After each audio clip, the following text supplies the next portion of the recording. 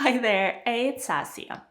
IELTS examiners check if you can use idiomatic language in IELTS speaking. And today I've prepared for you 25 idioms and expressions you can use in typical IELTS speaking situations to boost your score. Okay, let's get started. Before we begin, one word of warning. IELTS examiners are not impressed when students learn a couple of complex phrases and insert them into their answers deliberately without fully even understanding the meaning of those phrases. So you have to learn these idioms and expressions so well that they come out naturally. Now, let me tell you a story. I was over the moon when I learned about my business trip to New York. To be over the moon means to be extremely happy.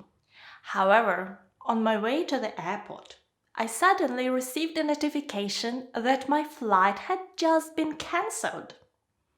Needless to say, I wasn't a happy camper.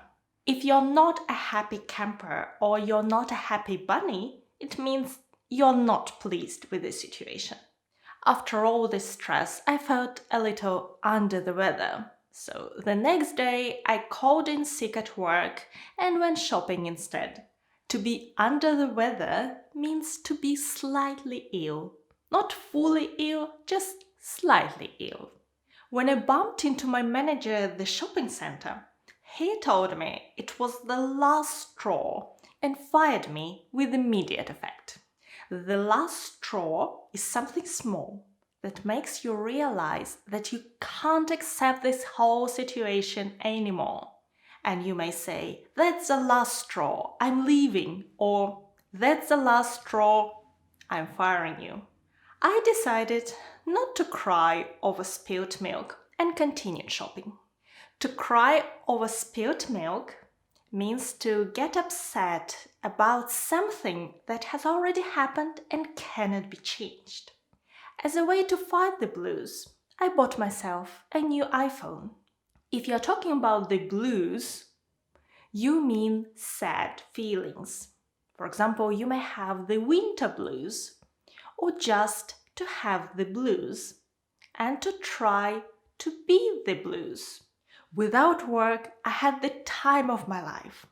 I would get up at midday, do nothing all day, have a dinner out at a restaurant, and then play computer games all night. I even bought a new powerful laptop for this purpose. To have the time of your life means to really enjoy yourself, to have a great time. Some friends told me that my new laptop cost an arm and a leg, but I thought it was worth every penny. To cost an arm and a leg means to be really expensive. And to be worth every penny means the price was justified. One day my mother told me that money doesn't grow on trees. I guessed it was a hint, but I wasn't quite sure what she meant.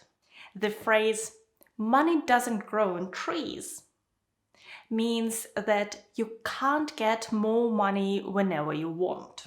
Then my father told me that I should look for a new job. But I was still on the fence, trying to decide between job hunting and traveling around the world. If you're on the fence, it means that you are unable to decide between something.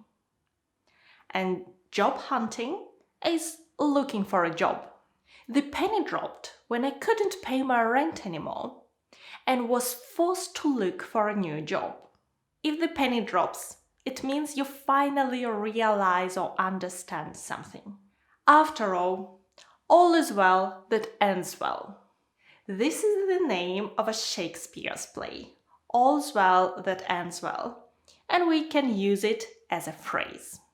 Before we continue, let me tell you about the sponsor of today's video. This is Cambly, an online learning platform where you can practice your English skills with native speaking teachers at any time of the day or night. And this is a great place to practice your IELTS speaking skills. On this platform, you can choose a teacher you like or book lessons with different teachers to get used to a variety of accents. You can suggest your own topic for the lesson, or take the IELTS speaking lessons or even a mock speaking test. Lessons start from just 15 minutes a day, twice a week, and you can take them at any time that suits you. I have an extra discount code for you, and you save the most if you opt for a 3 or 12-month plans. And if you change your mind, you can cancel your subscription at any time and get a refund. The discount code and all the links are in the video description box below. Please check them out. And now let's get back to our idioms. Now let me give you some idioms you can talk about your family, your profession, or your hobbies, some of the most common topics in IELTS speaking. And the first idiom is to take after somebody. It means to look or behave like another older member of your family, usually your mother or father. I take after my father. We're both entrepreneurs and we both love pasta. And another similar idiom is to follow in someone's footsteps. That means to try to achieve the same things as another member of your family, or to have the same job and a similar lifestyle. I wanted to follow in my father's footsteps and become an entrepreneur. Or I followed in my mother's and grandmother's footsteps. We're all doctors. To run in the family. That means that a lot of members of your family have the same interest, skill, quality, problem, or disease. For instance, I'm short-sighted. It runs in the family. It means that my parents and maybe even my grandparents are short-sighted too. Or we're all ambitious. It seems to run in the family. Another similar idiom is to be in the blood or to run in the blood. It means that you've inherited something from your parents and grandparents. For instance, being adventurous is in my blood. Both my parents have traveled extensively.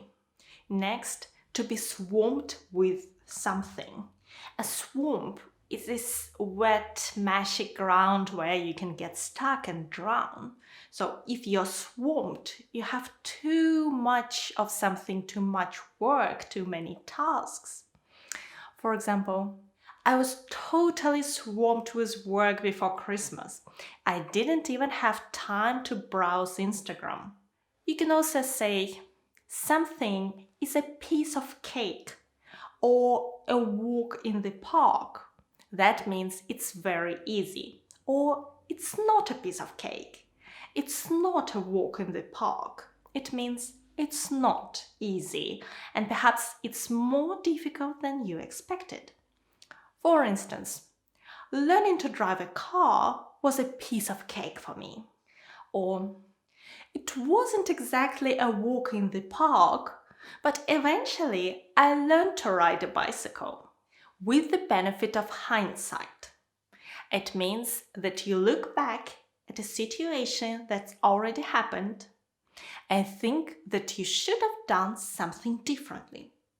For example, with the benefit of hindsight, I shouldn't have left my IELTS preparation until the last night before the exam. And because we talk about something in the past, we use the construction should have done or shouldn't have done. For example, should have studied, shouldn't have played computer games. And when we speak, we shorten have to have. I should have studied. I shouldn't have played computer games. And the last idiom, to pass with flying colors. It means to get a high mark in your exam. So I wish you all to pass your IELTS exam with flying colors. In your IELTS speaking exam, don't try to use a lot of idioms. Otherwise, they will come across as memorized. It's very important to give natural answers and to use idioms naturally in order to get extra points for your vocabulary. And if you want to learn all the strategies to help you achieve your best score in IELTS speaking and writing, I'm gonna link my online courses in the video description box below.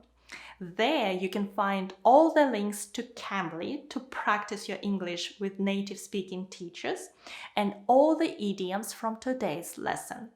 And you can learn more idioms in this video here. Thank you for watching me today. Good luck with your preparation and your exam. Bye!